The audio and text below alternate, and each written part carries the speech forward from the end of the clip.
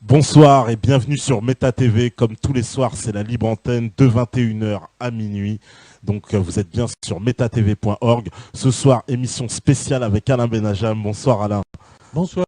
Donc une émission spéciale armement et stratégie militaire. On va faire la guerre. Voilà, on va faire la guerre. Donc j'ai pas mis mon treillis, mais voilà, je sais que tu nous as... Ah non, c'est plutôt ton costume marin que tu aurais dû mettre parce que c'est la guerre aéronavale. C'est une guerre aéronavale. Non, on va passer de côté tout aspect terrestre, parce qu'on ne peut pas faire une émission exhaustive en si peu de temps sur tous les systèmes d'armes qui puissent exister.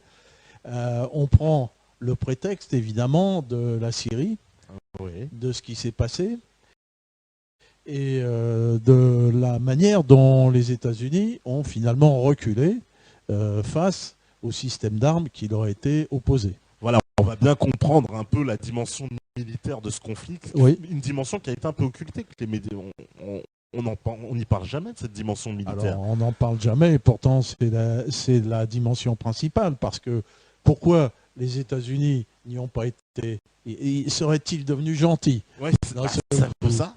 Ah, Obama, c'est l'effet Obama. Ah non, ou alors est-ce qu'ils auraient eu peur, ou est-ce que finalement les militaires états-uniens se sont dit, vu le nombre de pertes qu'on s'apprêtait à avoir, ça valait pas le coup.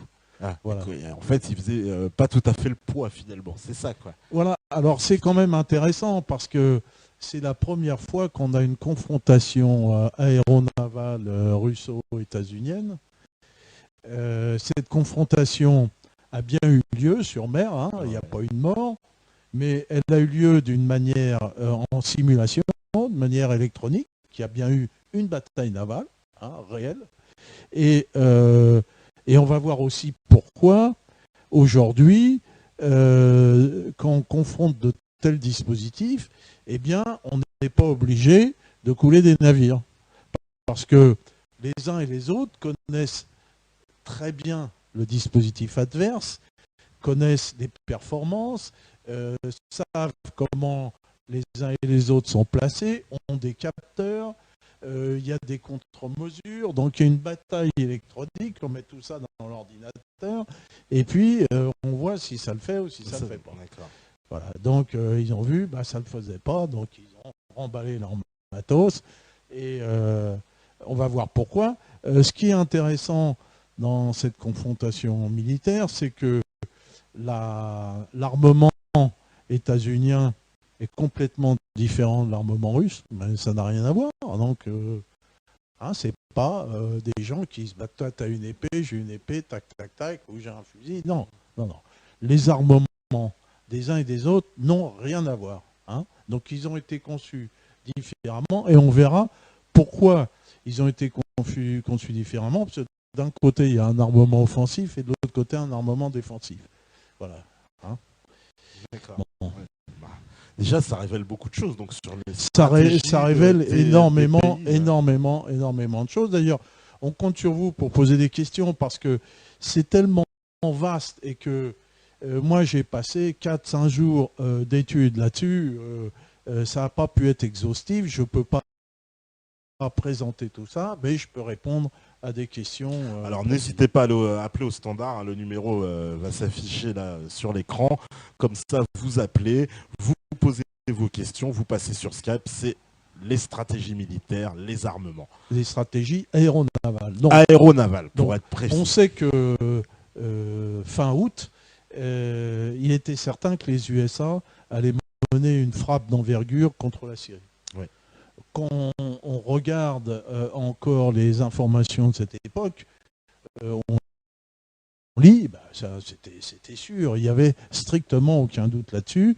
D'ailleurs, Hollande, qui s'était institué marionnette en chef, avait déjà donné l'ordre d'attaque des Rafales. Les pauvres, c'est bien d'être militaire, mais là, dans ce cas-là, ils n'en seraient peu revenus.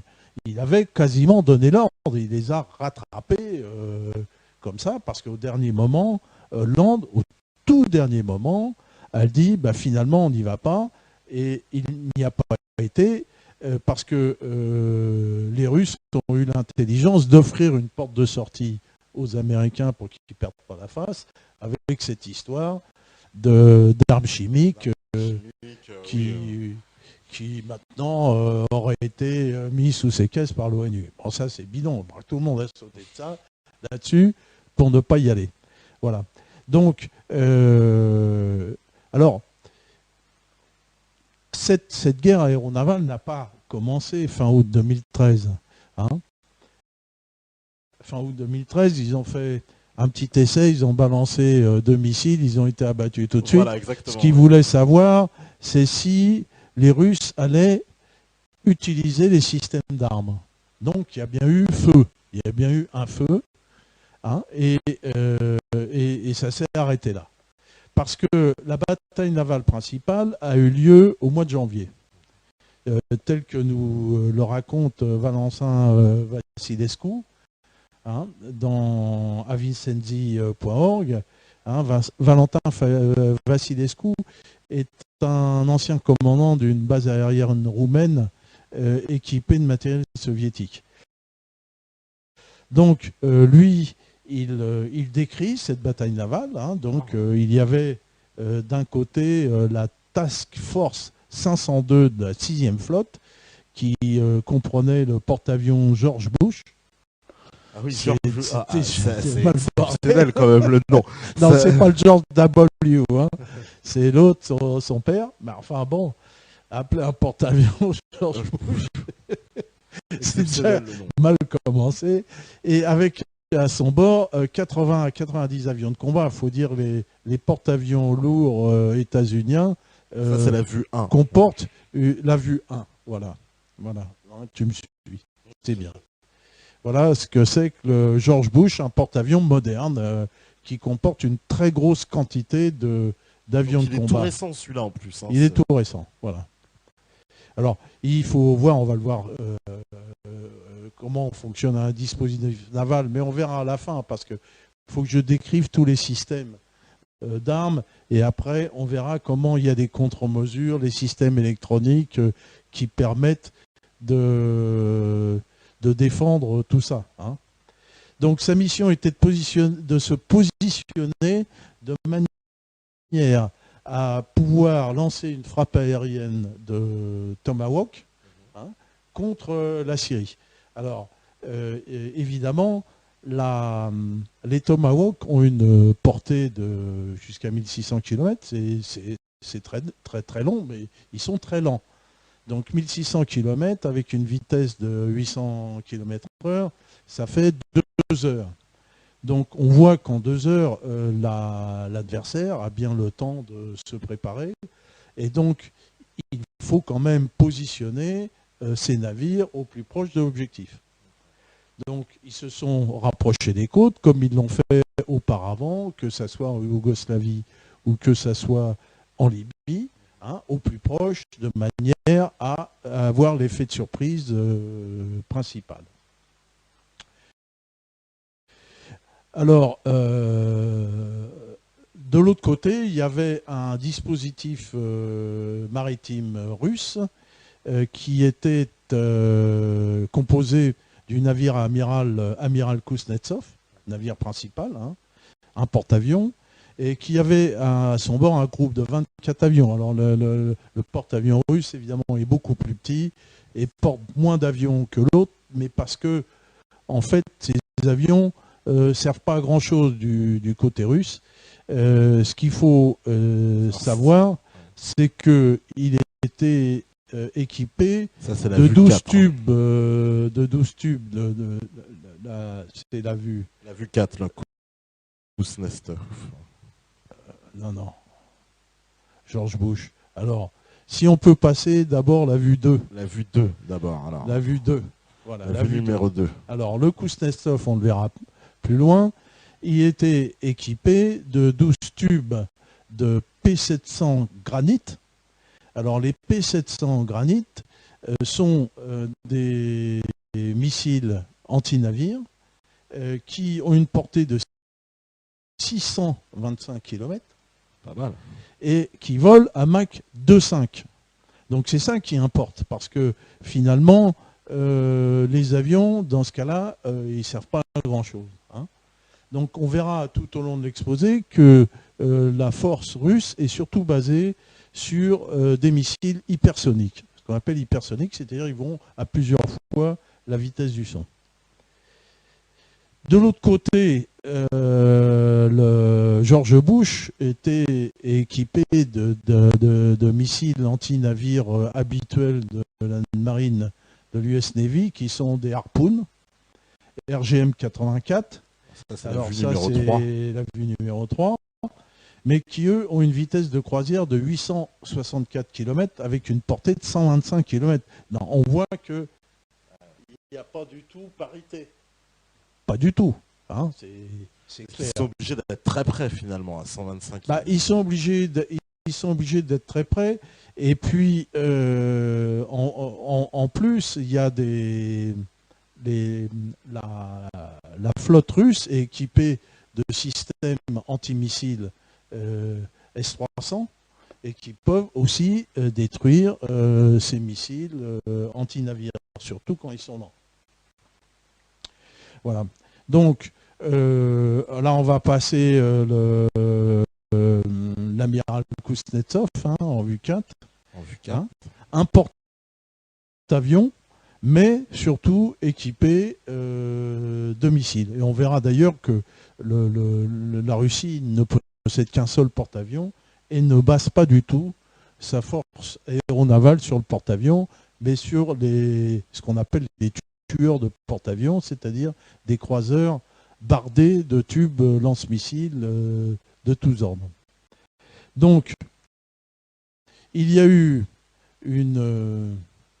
alors, aussi que les Américains, eux, ce qui leur importe, c'est de placer au plus près, on va voir la vue 5, hein, c'est le missile tactique BGM-109, c'est le Tomahawk. Le fameux Tomahawk, parce voilà. que celui-là, il est quand même assez connu, voilà, le Tomahawk. On va pas mal en parler, qui a une portée de 1600 km à 850 km/h, donc il est quand même très très lent. Donc, pourquoi des missiles de croisière, hein, parce que on verra dans l'historique, on va revenir là-dessus sur les missiles de croisière, c'est que dans l'historique de la communication, tout en brouillant lui-même l'adversaire. Hein, voilà. Donc, cette bataille navale qui a eu au mois de janvier n'est qu'une bataille d'électroniciens, de capacité électronique, de pouvoir transmettre des informations dans un milieu brouillé. Et transmettre des informations, alors transmettre des informations complexes, des informations entre les navires, des informations de navires à missiles, de navires à sous-marins, de stations radar terrestres à l'ensemble, hein, parce que il y a aussi, on verra dans les systèmes radars, il y a des systèmes radars qui travaillent avec des ondes relativement grandes et qui détectent sous l'horizon, avec des ondes qui se réfléchissent sur la stratosphère, et donc sur la ionosphère, qui se réfléchit sur la ionosphère et qui peuvent aller au-delà de l'horizon. Mais c'est ce très très grosse station terrestre. Et puis, il y a surtout les satellites d'observation qui, eux, observent le théâtre, on appelle ça comme ça. Hein, on observe le théâtre. Ça s'appelle le théâtre. Oui, ça s'appelle un théâtre par en haut. Hein. Alors, il faut dire que c'est pas si simple. Hein, c'est pas un satellite qu'on positionne. Le satellite, il reste pas positionné. Le satellite, il défile. Il se lève comme la Lune et puis il va se coucher. Hein.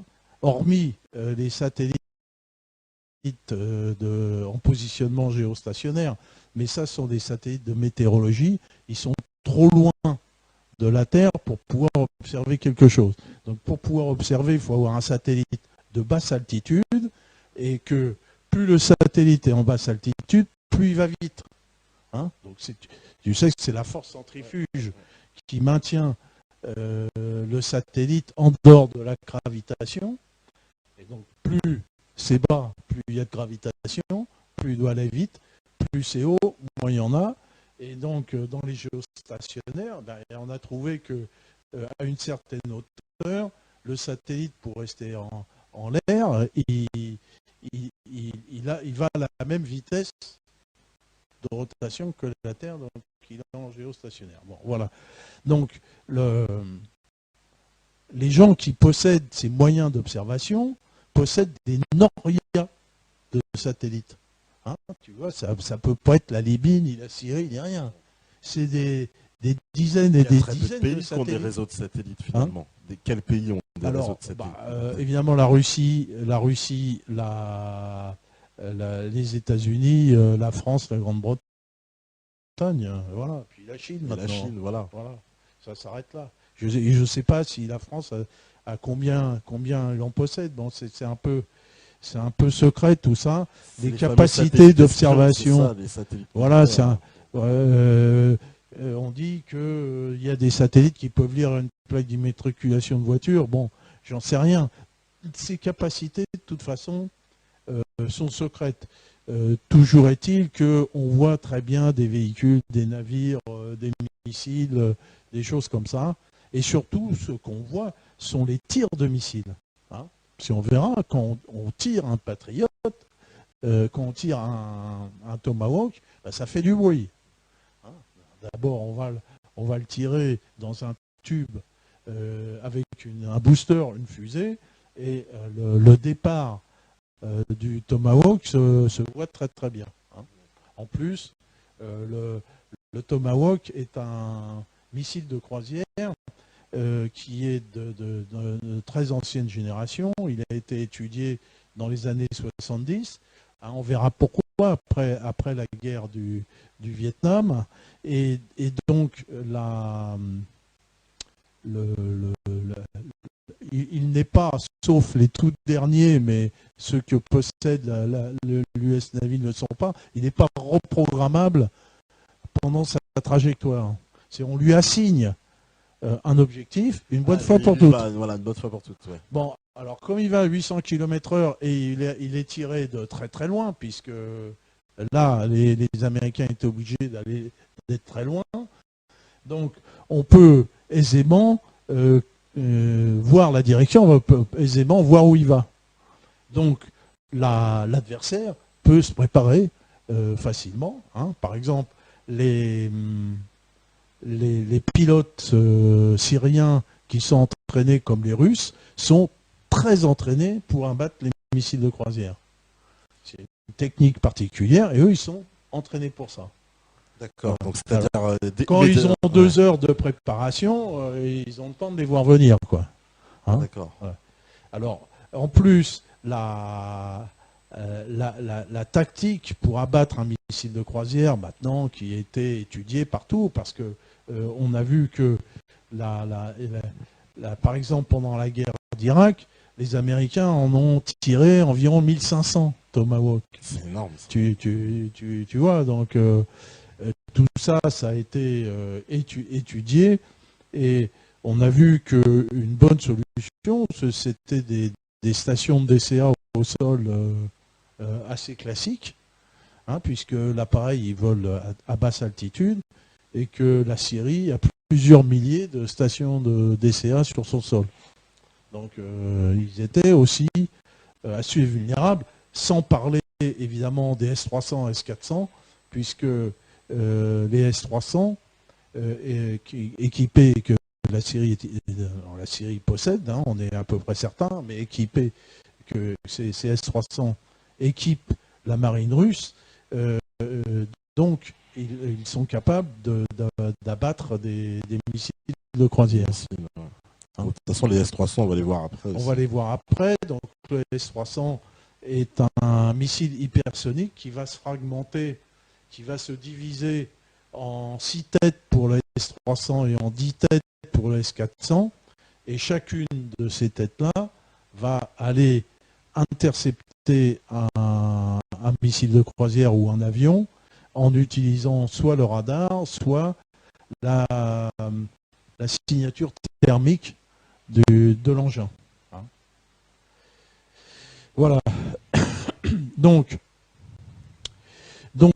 comme les performances des uns et des autres sont connues et que chacun des deux adversaires peut simuler ce qui va se passer dans ses propres ordinateurs, donc à la fin, finalement, les Américains ont dû abandonner, enfin pas abandonner, mais ont été obligés de laisser passer le dispositif maritime russe face aux côtes. Donc là, l'affaire était jouée. Enfin, elle était jouée, oui ou non. C'est-à-dire que la marine russe était face aux côtes syriennes. Ils pouvaient très bien laisser passer des missiles de croisière, s'ils avaient voulu. Ouais. Alors, pour ça, il lui fallu qu'ils s'écartent. Parce qu'il y a un système quasi automatique, il y a ce dispositif avec cette bulle. Hein. Donc, quand un engin arrive, c'est quasiment automatique. Hein. Donc, les Russes voient arriver des missiles de croisière, ils peuvent se demander, tiens, c'est pour nous ou c'est pas pour nous? Oui, bien sûr. Ouais. Donc, ils vont pas quand même idiots se dire, bah non, on sait jamais, c'est jamais, donc on va les abattre. Donc, voilà. Donc, voilà en gros comment que ça s'est passé. Donc, une fois cet épisode maritime en janvier s'est déroulé, finalement, donc les choses se sont un petit peu calmées et l'amiral Kuznetsov est parti, hein, le porte-avions, et alors, ah oui, après le Tomahawk, est-ce que j'ai parlé du... Oui, on a parlé du basalte. Ah non, on n'a pas parlé. Alors non, c'est la vue 6. Parce que après le Kuznetsov, donc c'est le Moskva qui l'a remplacé.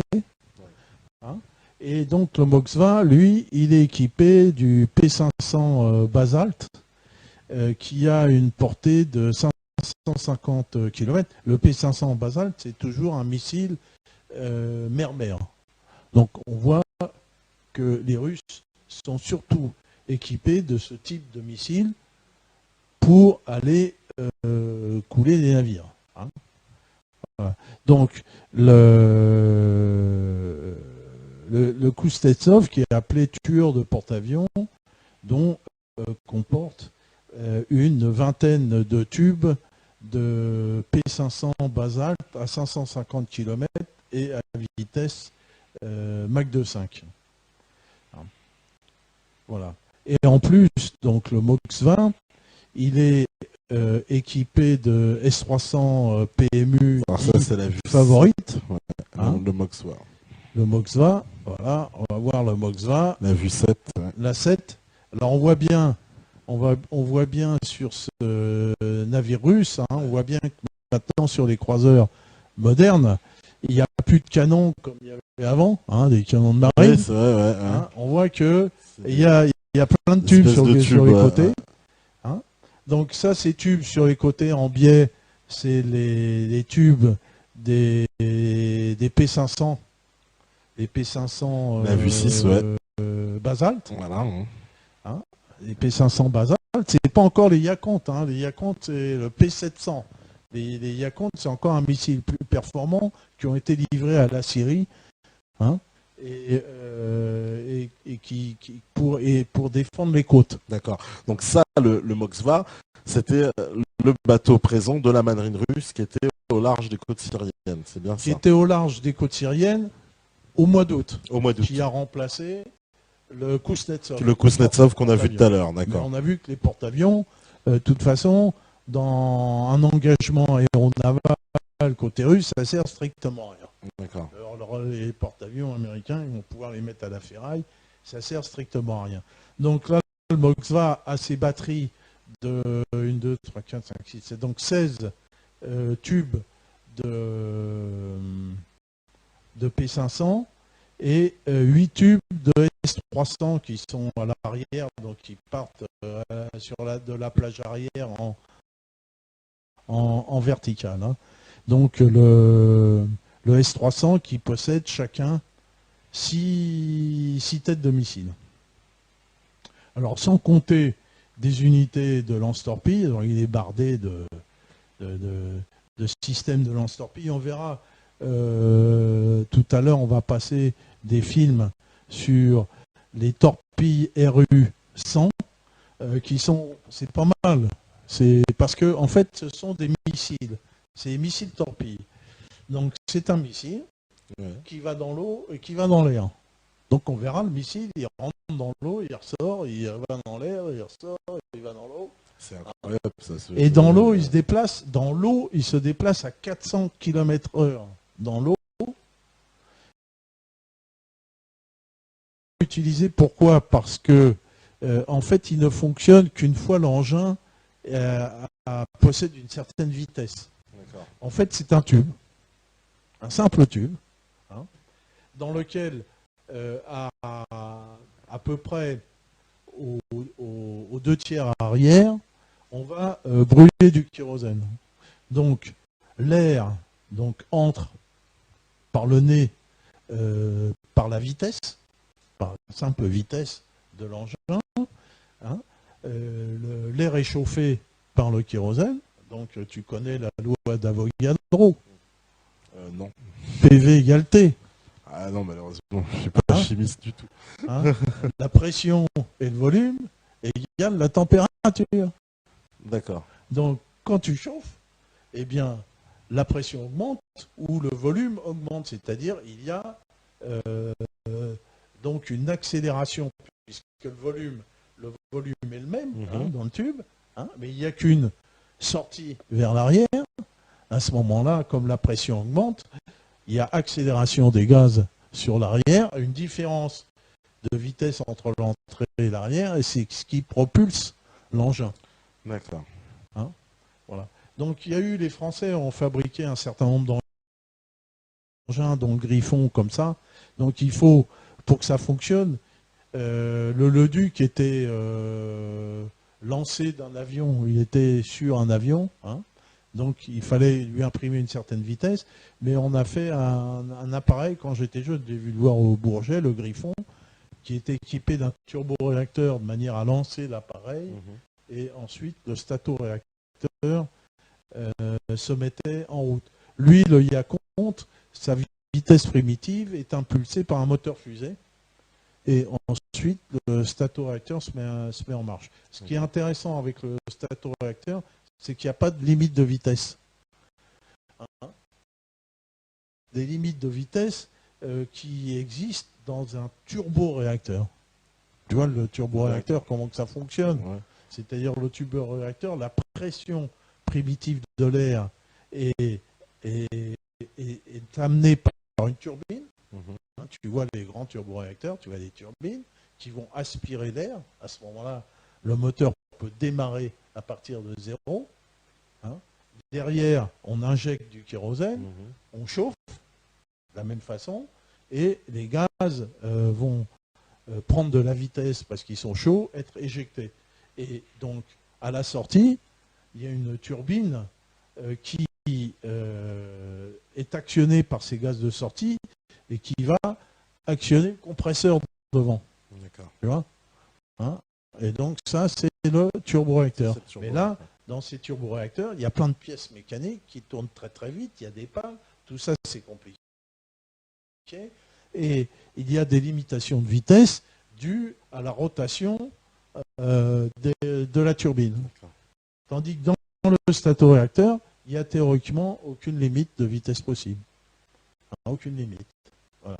Donc c'est pour ça que ce missile peut atteindre Mach 3 et fonctionne avec un statoréacteur invention française. Voilà, ça c'est une première approche des armes russes et américaines dans cette première confrontation. Et maintenant, on va un petit peu passer en revue d'abord, on va voir pourquoi il y a ces différences d'armement entre les uns et les autres, Ouais. des armements qui n'ont strictement rien à voir, qui n'ont pas la même technologie du tout, et on voit bien que les navires ne se ressemblent pas. Ah, pas du tout, oui. Hein, ouais. Puis, on voit bien que les Américains, c'est vrai, ils ont donc leur fameux Tomahawk, mais en face, ils font pas trop la promotion des missiles russes. On n'en parle pas beaucoup de ces fameux missiles de croisière. On a un peu parlé du Yakonte parce que il y a eu un raid de l'aviation américaine qui a dit avoir détruit une batterie côtière de Yakonte. Ouais, ah ouais. Alors c'est à ce moment-là qu'on en a un petit peu parlé. D'accord. Hein, voilà. Et donc la Syrie était équipée donc de ces missiles. La Syrie était équipée et a dû, je ne sais pas si peut-être que ces missiles étaient à l'abri, je ne sais pas s'ils les ont réellement détruits ou pas détruits, mais en tout cas, la Russie en produit des quantités et peut aisément en livrer d'autres à la Syrie. Voilà. Donc, maintenant, on va faire un petit peu de stratégie, on va aller essayer de passer. Ah, bah, pour comprendre, effectivement. Pour comprendre pourquoi ces armes sont différentes, quand même. C'est marrant parce que jusqu'à présent, l'un avait une épée, l'autre une épée, après l'un un fusil, l'autre un fusil. Non, mais c'est vrai, pour qu'on puisse comprendre un guerre peu de 14, c'était baïonnettes au canon les uns contre les autres. Et là, les uns ont des trucs et les autres trucs, c'est des trucs complètement qui n'ont rien à voir. C'est quand même bizarre. Hein, quand même, vous êtes étonnés, chers amis. Là. Je vous en apprends des trucs. Bon, alors, tout ça, ça vient de l'impérialisme. Alors, on va regarder la vue 9. La vue 9 avec le Heartland. Donc, dans cette affaire-là, il y a un attaquant et un attaqué. Ouais. Hein. L'attaquant, on l'a vu depuis la guerre 45, c'est ce que moi j'appelle l'impérialisme. Certains l'appellent l'empire. Ouais. Moi, je rechigne à l'appeler l'empire parce que on pouvait dire l'empire soviétique. L'empire, c'est quelque chose de pyramidal, c'est quelque chose qui a une action, qui est un dessin, on va dire. Hein. Là, je ne sais pas si on moi. Non, mais t'inquiète pas. D'accord. Donc, il y a un dessin. Très bien. Tandis que l'impérialisme, c'est une tendance. Ouais. C'est une tendance où, finalement, il n'y a pas de volonté réfléchie, c'est-à-dire que l'impérialisme est entraîné par un processus inexorable. Hein. Les impérialistes sont peut-être pas forcément méchants, mais ils sont entraînés par ça. Il y a Lénine qui a écrit un livre remarquable qui s'appelle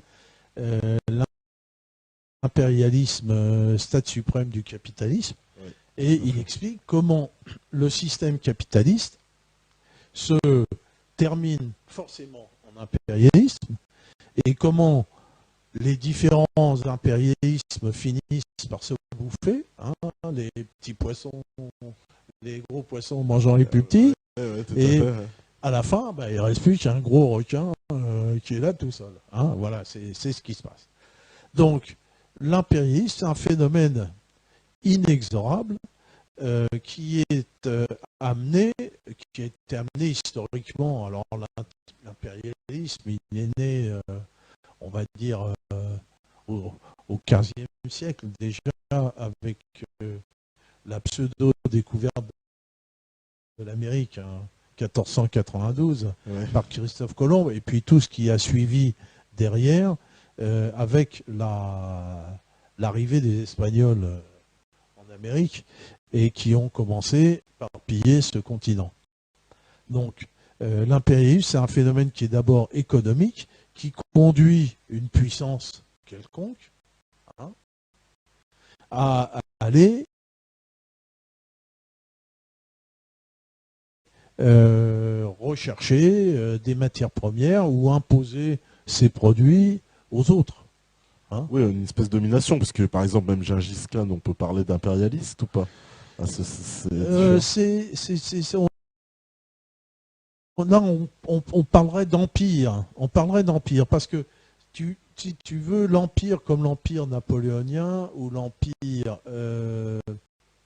si tu veux l'empire à un dessein où il veut imposer on va dire sa religion, sa culture, s'étendre en tant qu'élément, hein, tu vois. Hein, moi, par exemple, on pouvait parler de l'empire aussi, de l'empire français qui voulait que tout le monde soit français, encore que c'est pas vrai. Mais l'empire romain, par exemple, hein, l'empire c'est un vrai empire où il a imposé sa langue, sa culture à tout le monde. Il voulait que tout le monde soit romain. Il a donné le droit de cité à tout le monde. L'impérialisme est un phénomène qui est beaucoup plus automatique et inexorable, qui fait que chaque entreprise qui est devenue monopoliste, hein, elle est devenue monopoliste, va chercher des marchés. C'est-à-dire que les hommes passent du secteur public au secteur privé, oui. et qu'ils arrivent de cette manière-là à influencer la conduite de l'État. Et donc, cette manière-là, elle a vu le jour très très tôt, dès le XVIIe siècle, avec que ce soit la France ou l'Angleterre, avec ce qu'on appelait les compagnies des Indes. La fameuse compagnie des Indes, voilà, qui faisait le commerce. Les Indes françaises ou anglaises, où ce sont finalement des vaisseaux de guerre, hein, affrétés par la puissance publique, qui vont supporter les marchands. Oui, c'est ça. Ouais. Et donc, finalement, dans ces compagnies des Indes, on ne savait plus si c'était privé ou si c'était public, puisque finalement, les vaisseaux privés aussi étaient des vaisseaux armés. Hein, oui, d'accord. Ouais. Il y avait concomitance entre la marine publique et puis cette marine privée. Hein. Donc, on voit que cet impérialisme réel, c'est ce mélange des gens perpétuel entre le public et le privé, comme on voit évidemment aux États-Unis en permanence. Hein. Donc, mais le moteur de l'impérialisme, c'est un moteur privé. Hein. C'est bien une idée d'aller faire du pognon. Ouais, non pas, on va pas, les impérialistes s'en foutent d'imposer leur langue, leur culture, rien, ils s'en fichent. Ce qu'il leur faut, c'est avoir des marchés. Et on va voir maintenant le moteur de l'impérialisme actuel, le moteur principal, ce n'est plus d'aller ni trouver des marchés, ni aller exploiter des matières premières, à la limite, ils s'en fichent. Le moteur principal, c'est d'imposer à l'autre une dette permanente, de lui prendre son secteur financier, ses banques, hein, et de l'endetter. Ils ont trouvé que ça, c'était bien. C'est la meilleure façon aujourd'hui de gagner de l'argent. Ouais. Celui qui est endetté, finalement, il paye des intérêts. On ne va surtout pas essayer de le désendetter, hein, ça serait complètement idiot. Hein. Il est endetté, il paye des intérêts perpétuels, hein, et c'est ça qui fait rentrer énormément de capitaux dans le système financier, puisque maintenant, on peut voir que l'impérialisme est peut-être décrit par, d'un côté, le complexe militaro-industriel tel que le parlait Eisenhower à la fin de la guerre. Hein. Bon, c'est des gens qui fabriquent des armes et qui gagnent beaucoup d'argent par la guerre, mais à ce complexe militaro-industriel s'est adjoint le système financier international. À chaque fois, comme on a vu en Libye, la banque HSBC avait ouvert à Benghazi. La première mesure, c'était une banque nationale. Une fois que voilà, on a vu, par exemple, dans la guerre de Libye, que la volonté principale des agresseurs, c'était de mettre la main sur les avoirs libyens et puis surtout les empêcher d'avoir un système financier autonome. qui les mettait à l'abri de la dette. D'ailleurs, on voyait que la Libye était un pays absolument pas endetté. Oui, ils n'avaient pas de dette, la Libye, Alors, aucune dette. un pays qui produit du pétrole qui n'est pas endetté, c'est pas cool, quoi, tu vois. Hein, donc maintenant, la Libye est hyper endettée, voilà, maintenant c'est bien. Donc ils payent un tribut, en fait, hein, comme par exemple l'Empire chinois faisait payer un tribut à ses vassaux, aux pays vassaux. Bah là, l'Empire anglo-saxon fait payer comme ça un tribut à nous, d'ailleurs. Ouais, tu payes le tribut à tout le monde, ça fait...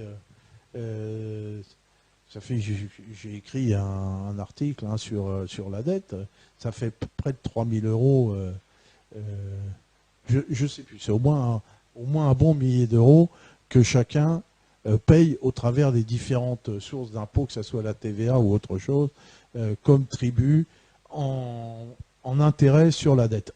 Donc on va revenir à cette vue 9 qui est affichée, qui détermine une doctrine qui était mise au point, alors je ne sais plus quel nom, alors c'est la... bon, ça je vais le retrouver, le type qui a trouvé ça, hein, et donc... C'est la Heartland, je rappelle. Voilà, non. Donc non, mais il y a un type qui a inventé ce truc-là, Spikeman, voilà, la théorie de Spikeman, qui dit, voilà, il y a l'île du monde. L'île du monde, c'est le continent eurasiatique. Voilà, donc c'est ce qu'on voit en rose un peu. En rose et entouré de rouge. C'est le continent eurasiatique. Et cette île du monde, évidemment, c'est une grande partie, très grosse partie du monde, qui est remplie de richesses, hein, et que il va falloir contrôler. Donc, on va contrôler ce Heartland en prenant accès sur ce qu'ils appellent le Rimland. Le Rimland, c'est toute la partie maritime périphérique de cette partie. Heartland. Hein. Donc, pour mettre la main sur l'île du monde, il faut contrôler toute la périphérie maritime. Hein. Donc là, on va aller voir la vue 10. Hein. On voit bien les zones actives de l'impérialisme.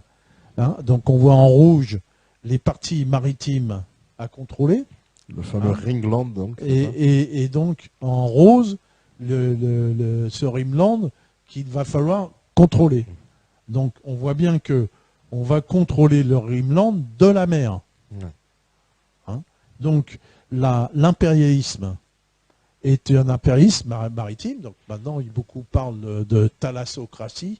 Thalassocratie, voilà, c'est un terme que j'ai vu sur Facebook qui est pas mal, qui montre que finalement l'impérialisme est d'abord un impérialisme maritime, que lui se doit de contrôler les mers et qu'en contrôlant les mers, il peut se permettre d'attaquer ce Rimland.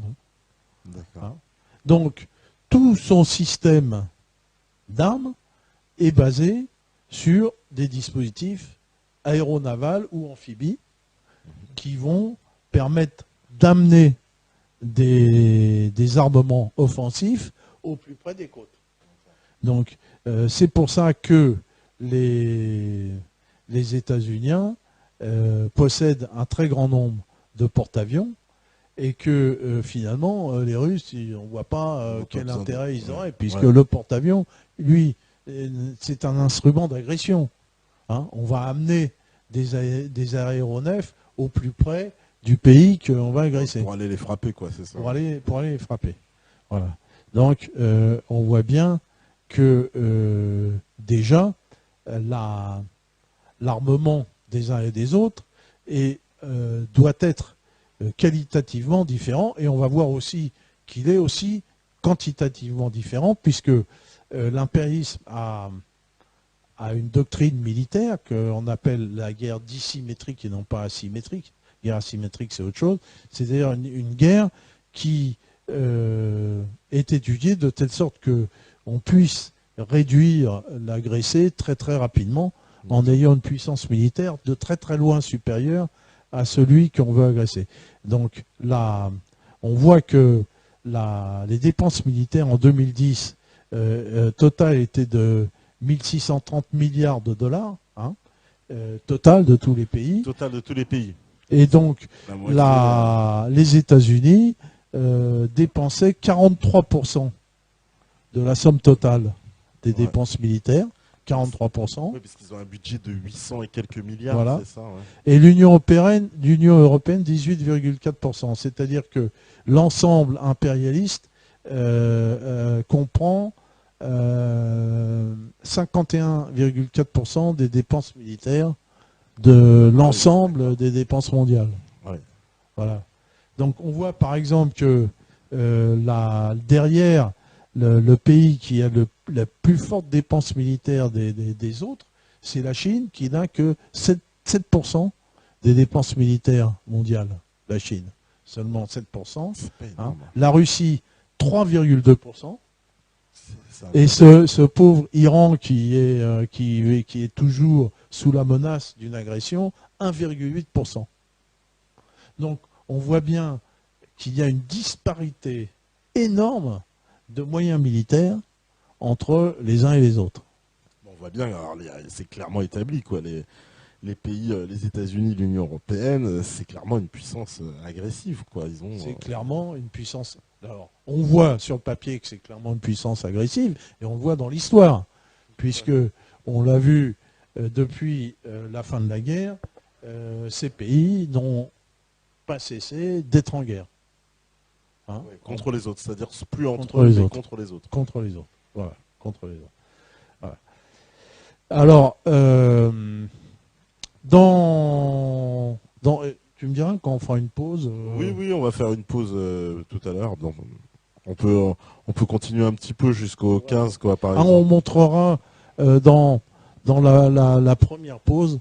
Je voudrais qu'on monte l'arme de dissuasion chinoise qui est terrifiante. Ah bon, celle-là, oui, on va la préparer. Parce que si elle nous était opposée à nous Français, franchement, on ne pourrait rien faire. Tu l'as vu? Oui, j'ai vu. Ouais. Il faudra on va la faire les découvrir. Ouais.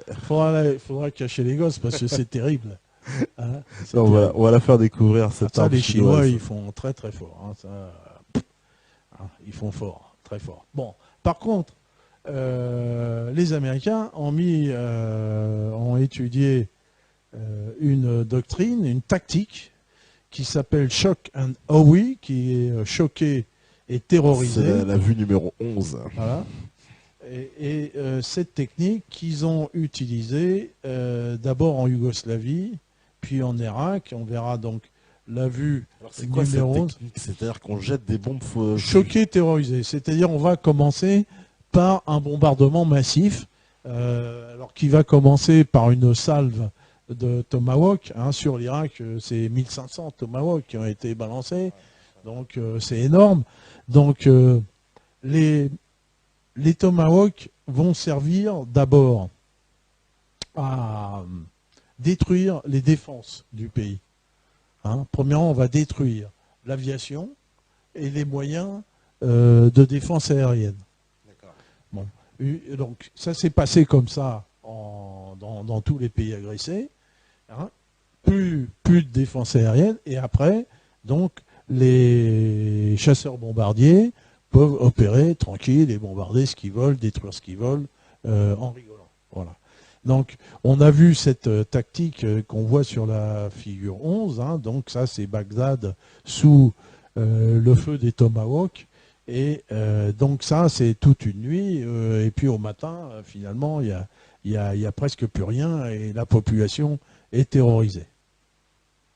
En plus, alors, si tu m'abuses, il y a des bombes comment dire, sonores aussi, ça accompagné de bruit, etc. Ça accompagné de bruit. Donc, bon, c'est fait pour que les gens finalement soient terrorisés et se rendent finalement rapidement. Bon, ça n'a pas été aussi rapide que ça dans la réalité, mais c'est ce qu'ils pensaient faire. Donc ça, c'est une tactique offensive qui vient de cette guerre dissymétrique, donc qui est de la guerre du fort au faible, et donc qui se sert de moyens aéronavals extrêmement et amphibies extrêmement importants. Hein. les États-Unis possèdent 20 ou 25 porte-avions. Donc on ne sait pas trop, parce qu'il y a des vieux, des neufs, combien ils sont en activité, mais c'est à peu près ça, quoi. Et donc quand on voit que sur un porte-avions, il y a 80 ou 90 avions qui sont là, on voit très bien la puissance qu'il peut y avoir au-dessus d'un pauvre pays qui ne pourra même pas faire voler ses avions, qui ne pourra rien faire. Et qui ne pourra même pas se défendre, en fait. Qui ne pourra pas se défendre, parce que, en fait, ça, c'est fait pour que... C'est une agression pour que... C'est une agression pour que les gens ne se défendent pas, quoi. Ouais. Ah, voilà. Hein, comme si tu attaches un mec, tu lui mets les mains dans le dos, puis après tu vas lui taper dans la gueule. Voilà, c'est à peu près leur tactique militaire. Oui, parce que l'Irak n'avait pas vraiment moyen de défense face à l'agression américaine. On voit bien que les moyens de défense classiques sont complètement inopérants. Complètement inopérants. Tu veux avoir un moyen de défense contre ça, il faut d'abord des satellites. Ouais. Hein ? Il faut avoir des systèmes anti-aériens performants. En fait, dans les pays au monde, aujourd'hui, il n'y a que la Russie qui dispose de l'outillage nécessaire pour faire face à ce type d'agression. Aucun autre pays n'est capable de faire face. Peut-être la Chine pourrait le faire parce qu'il y a du monde, c'est grand, et ils auraient du mal à détruire ce milliard de personnes. Mais même la Chine, aujourd'hui, ne possède pas encore les moyens sophistiqués de défense que possède la Russie. Donc on va voir un petit peu l'historique des différentes guerres états-uniennes dissymétriques et auxquelles les peuples ont dû faire face depuis la dernière guerre. Hein. Alors, il faut voir que du temps de l'URSS, si tu veux, il y avait autre chose, parce qu'il y avait un affrontement entre la Russie et l'URSS, c'est un affrontement de guerre froide, et qui était fondé sur la dissuasion d'armes stratégiques. Là, on ne va pas parler de ça, c'est un peu connu. Si tu veux, les uns et les autres disposaient de missiles intercontinentaux à une tête, à plusieurs têtes, de sous-marins. En fait, cette confrontation utilisait l'arme atomique et la peur de l'arme atomique. Ouais, s'il y avait une guerre atomique, aujourd'hui, personne ne serait là pour en parler. Quoi. Ouais, voilà. C'était l'équilibre de la terreur, et c'était quand même relativement simple, en fait, puisque c'était des histoires de missiles balistiques.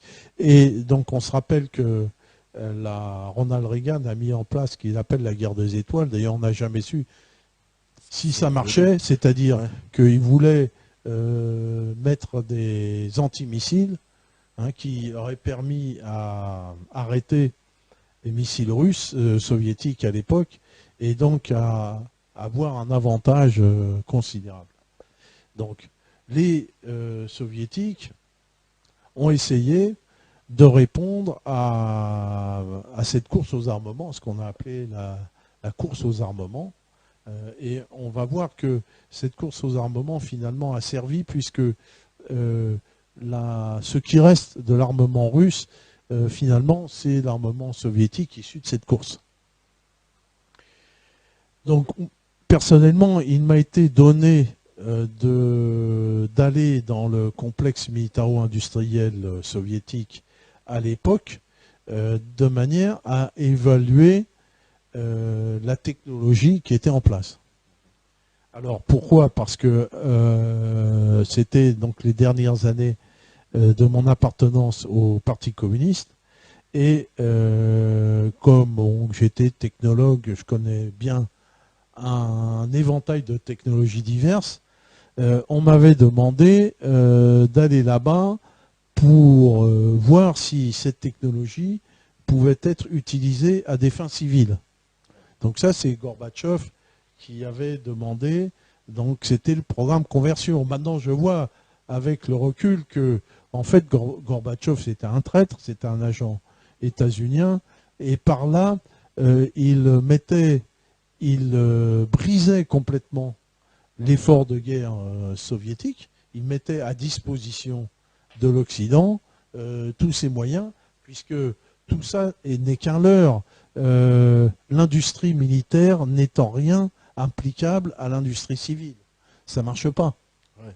Tu vois, hein, là, tu vois bien que quand tu fais des missiles, des choses comme ça, tu regardes pas le prix du produit.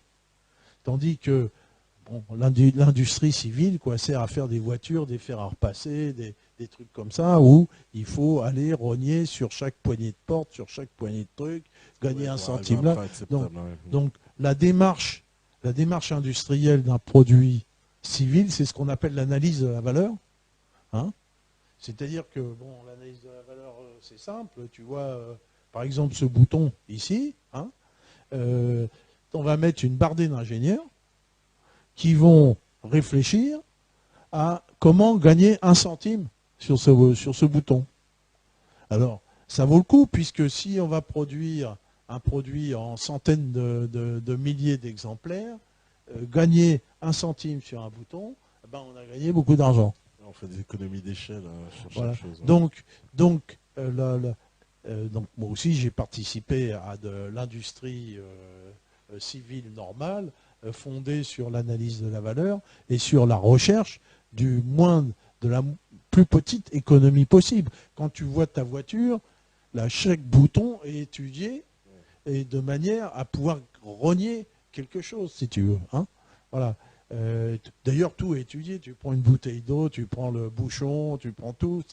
Tout ça, c'est des montagnes de technologie qui sont finalement beaucoup plus importantes que dans la technologie militaire, où la technologie militaire, finalement, on ne se casse pas les pieds.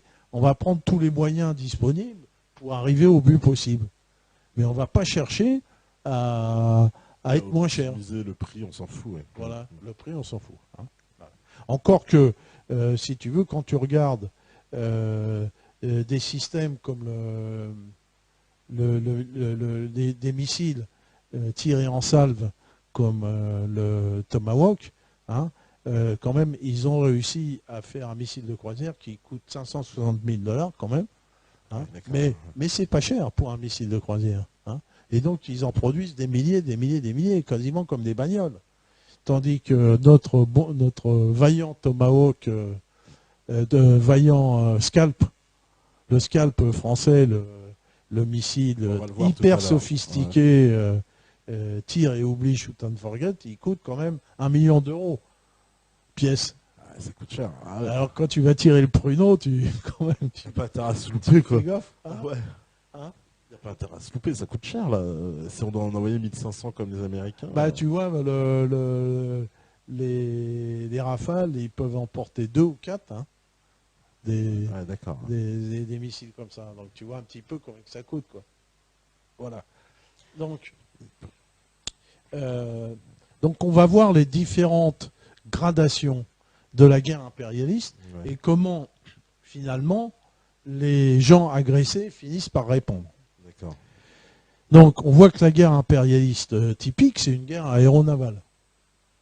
Hein, depuis la fin de la guerre, on a vu la guerre de Corée, hein, les porte-avions, et la guerre du Vietnam. Donc, la guerre du Vietnam, hein, on va voir la vue 12, hein, c'est le porte-avions Saratoga. Ah, le fameux Saratoga. Voilà, qui portait un certain nombre d'aéronefs. Donc, on va voir la vue 13, par exemple, le Sky Raider. Alors, c'est quoi ce Sky Raider? Bah, en fait, donc, la guerre aérienne, elle est... Ça, on peut philosopher là-dessus, parce que finalement, pendant la dernière guerre, il y avait des combats de chasseurs. Oui. Et ce qu'il fallait, c'est que les chasseurs aillent le plus vite possible, hein, pour pouvoir s'échapper, pour pouvoir manœuvrer. Et on a continué à construire des chasseurs qui ont des performances dynamiques très grandes, qui vont Mach 2. Voilà. Mais finalement, à quoi ont servi les avions depuis la fin de la guerre? Depuis la fin de la guerre, j'ai jamais eu réellement de combat aérien. Les avions servent qu'à l'attaque au sol, surtout dans la guerre dissymétrique.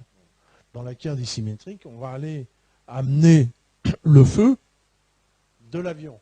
Hein, c'est ce qui s'est passé pour beaucoup pendant la guerre du Vietnam, le feu de l'avion, et aussi après de l'hélicoptère. Alors, le Skyraider était un avion à piston tout à fait classique, à très faible vitesse, mais qui emportait un très très grand nombre d'armes, de bombes, de canons, en toutes sortes. Et on voit que dans l'attaque au sol, évidemment, la vitesse ne sert à rien. Hein. Si tu arrives à Mach 2 avec ton avion pour aller viser un camion, tu ne vas pas le voir. Donc, et là, on est revenu sur la doctrine, parce que maintenant, on repense en disant, tiens, ce qu'il faudrait, c'est quand même des avions d'attaque au sol à faible vitesse. Donc, le fait d'être supersonique ne sert strictement à rien dans l'attaque au sol. Et donc là, le Skyraider, ils ont repris des avions de la dernière guerre, finalement, mais en le bardant de trucs. Hein, voilà. Puis donc, il y avait des jets, hein, comme l'a vu 14, le Sky Warrior, qui était un bombardier. Un bombardier, tout simple, on voit sa trappe qui est ouverte, donc il va larguer des bombes. Hein. C'est toujours dans le truc, on est en l'air, et puis on va écraser les pauvres Niakwe qu'il y a en dessous, qui sont là avec leurs bambous, et puis voilà. Et puis, je vous en montre encore un autre, le Skyhawk, qui est un petit jet d'attaque au sol, muni de... ça, c'est le VU-15, ouais. La VU-15, muni de roquettes. Hein, puis ces avions... Là, le Skyraider, il était spécialisé dans le napalm. Tu te rappelles, bien sûr, on a beaucoup utilisé le napalm. Hein, qui ravageait par qui ravageait, ouais. Hein, c'est toujours la guerre. Donc, et là, on voit par exemple la VU-16, hein, les types de bombardements qui n'étaient pas du tout chirurgicaux. Hein, on balançait des tas de bombes du ciel et puis... alors là, on voit quoi? C'est un B-52 sur les... Non, c'est pas des B-50. Je vais pas montrer. C'est des avions ravitailleurs, en fait, c'est ça? Non, c'est des bombardiers. Des petits bombardiers. C'est des bombardiers. Voilà. Tout le monde a l'image de ce B-52 avec son chapelet de bombes qui tombe. Avec les trucs en tapis. Il vole à 8000 mètres d'altitude. Et là, il est inexpugnable. Alors, quel était le problème de la guerre du Vietnam? Donc de tous ces avions qui volent à basse altitude, c'est qu'en fait, ils sont très vulnérables. Ils étaient très très vulnérables par une défense antiaérienne classique. Bombardement classique, défense antiaérienne classique, ce qui fait que les pertes états-uniennes ont été extrêmement lourdes en matière d'avions. Hein. Donc là, j'ai quelques chiffres. Hein. Donc en combat aérien, alors ça c'est officiel, hein, ils en ont perdu beaucoup plus. Hein. Donc ils ont perdu 79 en combat aérien, 197 par des missiles solaires, et par l'artillerie antiaérienne classique, 2140 avions. C'est énorme. Ouais. 2140. 2140 avions perdus et 2375 hélicoptères.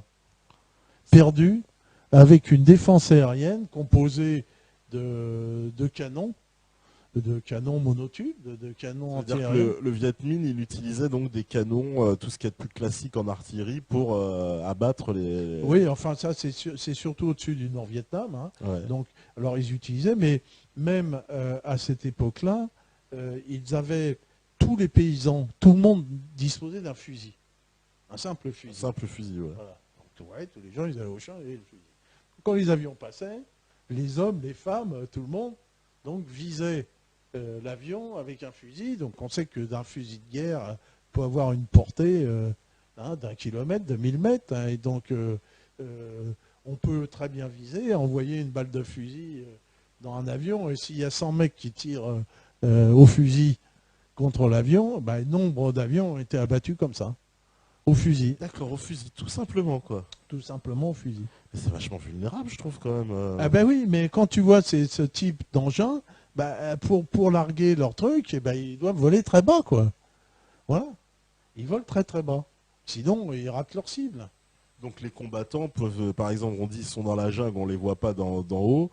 Un avion passe, il se prend une rafale et en fait... Il peut se prendre une rafale, donc c'est pour ça qu'ils ont aussi abattu des très très grosses quantités d'hélicoptères. Hein. 2375 hélicoptères abattus avec des moyens classiques, c'est énorme. Et pendant longtemps, les Vietnamiens utilisaient tous ces avions, le métal, l'aluminium, le titane, s'ils voulaient faire un outil, des cuillères, des fourchettes.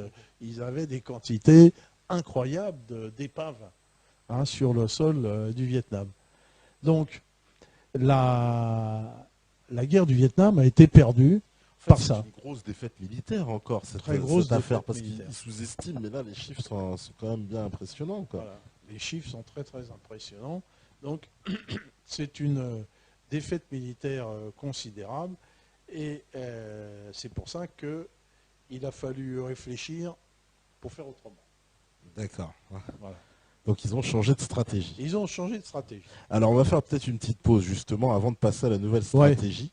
On va se regarder cette fameuse arme l'arme de destruction massive chinoise, mais là vous allez avoir peur. Hein. Et puis tu as concocté d'autres vidéos aussi. Alors on va les passer à la fin, les vidéos. Les autres. D'accord, on va passer à un épisode du journal de personne. Alors, ouais, passe un jour, voilà. On va passer à un épisode de notre partenaire de personne.